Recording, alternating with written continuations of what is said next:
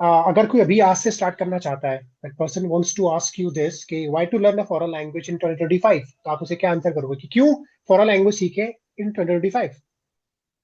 Foreign language इसलिए सीखना चाहिए बिकॉज आप इंडिया में हो, आपको पता है कि how India is growing internationally. Every multinational company is wanting to invest in India. उनको, या इंडिया भी बाहर जाके चीजें कर रहा है, जैसे फ्रांस में यूपीआई लॉन्च हो गया इंडिया का। सो इतनी हम्म। सारी क्रॉस बॉर्डर चीजें हो रही हैं।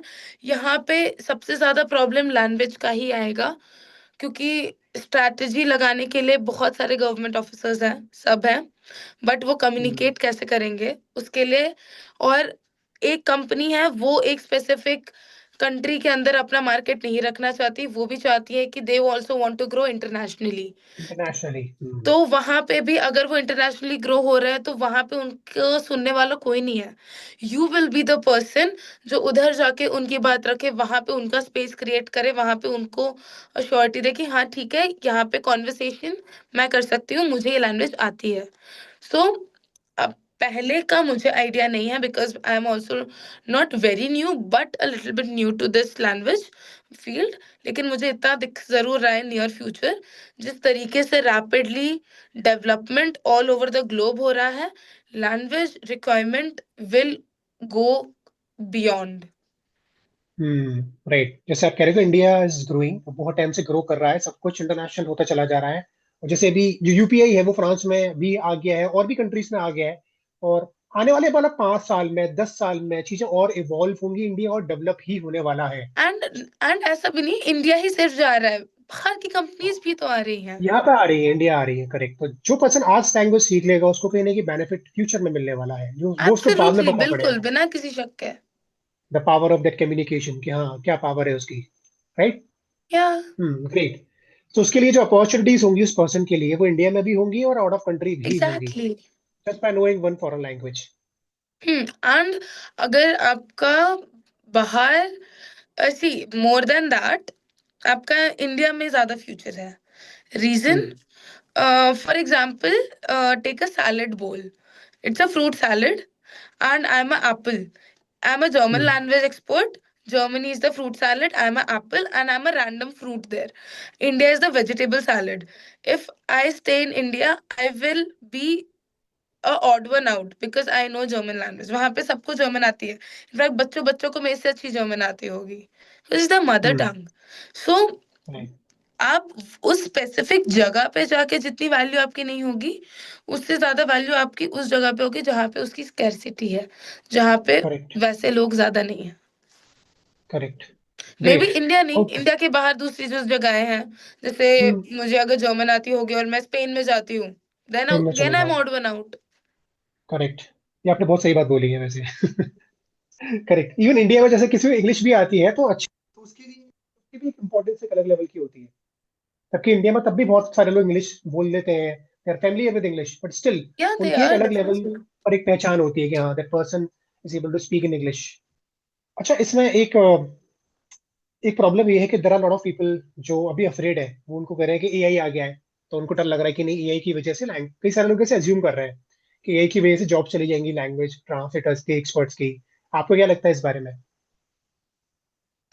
एआई के अंदर इमोशंस नहीं होते, first of all. Second of hmm. All, AI can not keep up with language. Reason, अगर आपके ऊपर आपको कोई डेटा देना है एआई को, हम्म। हम्म। आपको कोई चीज सुनाई दी, आप तुरंत उसमें फीड नहीं करते हो। उसके लिए पूरा एक सर्वे होता है, उसकी ऑथेंटिसिटी निकाली जाती है।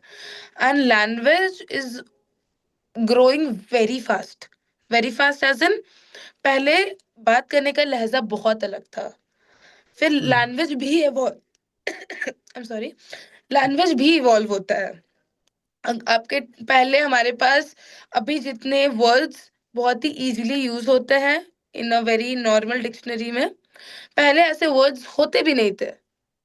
और पहले के राइट। वर्ड्स अब भी यूज नहीं होते हैं। जैसे हम्म। मैंने कुछ कुछ वर्ड्स हैं जो पहले के टाइम पे बहुत इजीली, जैसे राजा महाराजाओं के टाइम की बात ले लो, उस समय का बात करने का तरीका और अभी के बात करने के तरीके में तो बहुत अलग है, डिफरेंस तो है। Language correct. लेकिन क्या है, हिंदी। हम्म। इंग्लिश में अगर आप पोइट्री उठा लो या कोई ड्रामा उठा लो, शेक्सपियर का एक ड्रामा है मर्चेंट ऑफ वेनिस। उस समय की जो राइटिंग्स हैं और अभी की राइटिंग्स में जमीन आसमान का फर्क है। हम्म। और जमीन आसमान का फर्क क्यों है? क्योंकि उस समय जो the way they use to communicate was different. The hmm. Language they use, उनका जो चॉइस ऑफ वर्ड्स है, सेंटेंस हम्म। फॉर्मेशंस, वो सब बहुत डिफरेंट है।